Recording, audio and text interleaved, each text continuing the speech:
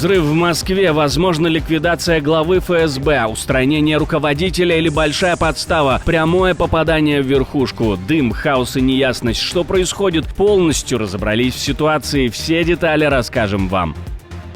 Танкер-призрак Путина взорван, теряются миллиарды, потери идут одна за другой, все горит, секретные операции против российского флота. Кто топит нефтетанкеры Путина и много ли уже потерял Кремль? Москва втягивается в новую войну, дойдет ли до конфликта с бывшим партнером и кто подливает масло в огонь? Зеленский изгоняет бесов, агенты РПЦ больше не имеют такого влияния, как раньше, Гундяев готовит ответ. В Кремле говорят одно, а в Париже совсем другое. Кто врет и что узнал президент Франции от Путина? Конфликт лидеров, дипломатический тупик, напряжение растет. Ракетный вопрос расколол союзников. Кто отказался от поддержки Киева, а кто неожиданно согласился? И что скрывает немецкий канцлер? Эти и другие самые важные события утра четверга 3 июля. И многое другое, самые важные и срочные новости, эксклюзивные подробности. Вы смотрите информационный выпуск «Нехта». Оперативно о событиях в России, Беларуси, Украине и мире. Раньше и понятнее других. Все, что нужно знать сегодня. Взрыв в центре Москвы, в Старопименовском переулке. Вспыхнул автомобиль, за ним второй. Свидетели говорят, было несколько взрывов. Машины загорелись мгновенно. Густой дым заволок улицу. По неподтвержденной на момент записи этого видео информации ликвидирован руководитель 5-й службы ФСБ Алексей Комков. Ждем больше деталей. Официальные службы пока молчат, скорее всего, и будут молчать. Если вам что-то известно и вы можете об этом рассказать, пишите нам в комментариях. Путин хлопнул дверью перед Макроном. Французский президент попытался вернуть Кремль к реальности, прекратить огонь, сесть за стол серьезных переговоров, но в ответ услышал старую пластинку. Новые территориальные реалии, коренные причины и никаких шансов на мир. Инициатива была французской стороны, но вы знаете, что президент Путин неоднократно говорил о своей готовности вести диалог. По версии Москвы обсуждали войну в Украине и Ближний Восток. Пресс-службы наперебой называют разговор содержательным, но без конкретики. Уже само это тревожный сигнал. Значит, обсуждали что-то серьезное. Сразу после этого звонок Зеленскому. Президент Франции сказал Зеленскому, что позиция Путина по прекращению войны в Украине не изменилась, а он продолжает отвергать прекращение огня. Разговор с Зеленским был, цитата, «конструктивным». Это дипломатический язык, за которым может скрываться что угодно.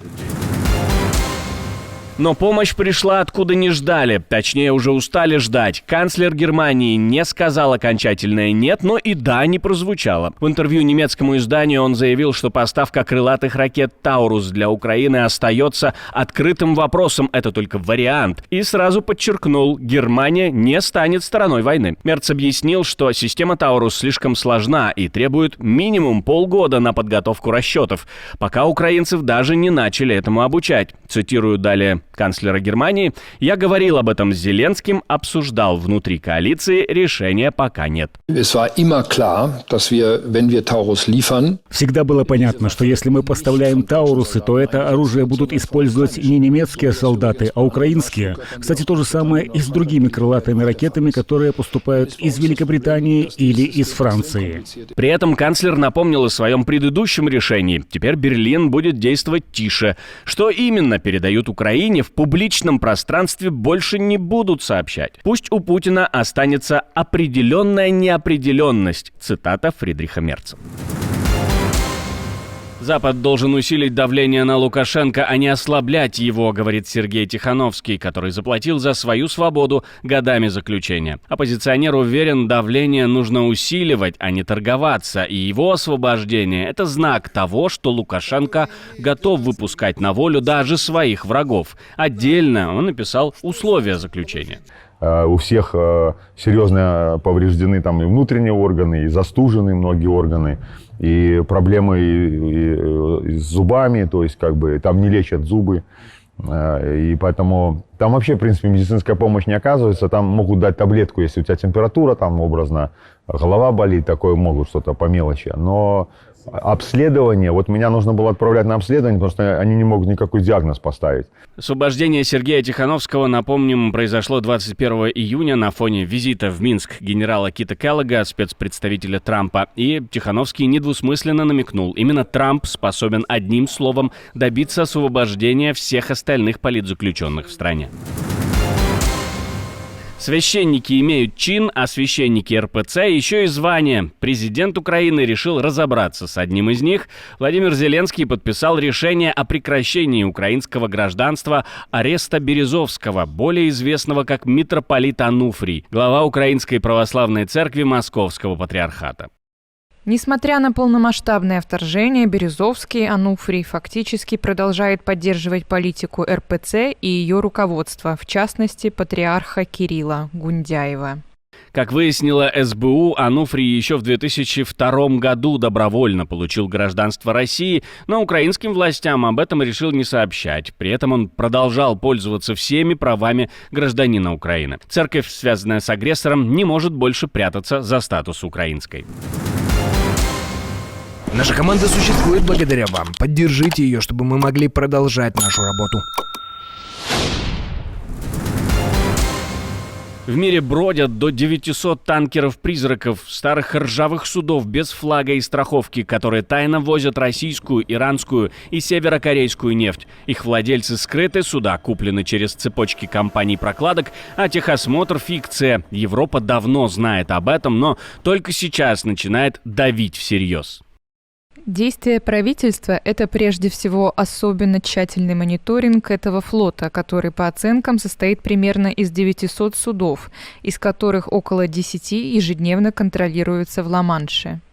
Французский адмирал признал, ежедневно отслеживаются десятки таких судов. В рамках 18-го санкционного пакета Евросоюз хочет внести в черный список еще 70 призраков. Сейчас там уже 342 судна. По оценке главы Минобороны Эстонии, половина всего этого теневого флота работает на Москву. 27 июня один из таких призраков, российский танкер «Виламура», взорвался у берегов Ливии. По предварительным данным, ЧП произошло в моторном отсеке. И пока не ясно, был ли это саботаж, перегруз или просто технический труп на плаву. Reuters считает причиной произошедшего 27 июня у побережья Ливии взрыва на борту танкера, который транспортировал нефть из российских портов, могла стать прикрепленная к судну мина. Об этом агентству рассказали осведомленные источники. Версию о мине-липучке выдвинули 4 эксперта в сфере морской безопасности в ходе предварительного расследования уже 5-го по счету взрыва на связанных с Россией танкеров. Закономерность явно проглядывается.